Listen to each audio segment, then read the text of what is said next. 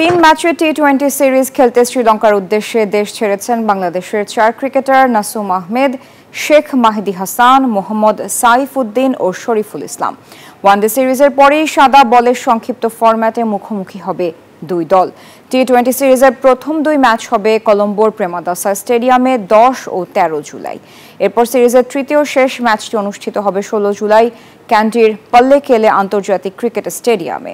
One day সিরিজের পারফরম্যান্সকে পেছনে ফেলে নতুন চ্যালেঞ্জে ভালো কিছু করতে চায় টাইগাররা। যুক্তরাষ্ট্রের এক নম্বর জিম চেইন গোল্ড জিম এখন আবারও বাংলাদেশে। বসুন্ধরা আবাসিক এলাকা ও বসুন্ধরা সিটি শপিং মলে 13 মাস পর আবার জাতীয় দলে লাল সবুজের জার্সিদের সুযোগ পেয়েছি। তো ইনশাআল্লাহ চেষ্টা থাকবে। আসলে সুযোগ পাওয়ার চেয়ে জায়গাটা ধরে রাখা অনেক কঠিন, সেটা আপনারা জানেন। তো যত বেশি অলরাউন্ডার খেলবে এটা টিমের জন্য ভালো, দেশের জন্য ভালো। আমি অবশ্যই চেষ্টা করবো আমিও ভালো করা, সেটা ব্যাটিং হোক বোলিং হোক। আরও যারা আছে পেস বোলার পাশাপাশি যারা ব্যাটিংও ভালো করতে পারে অবশ্যই এটা দলের জন্য ভালো হবে।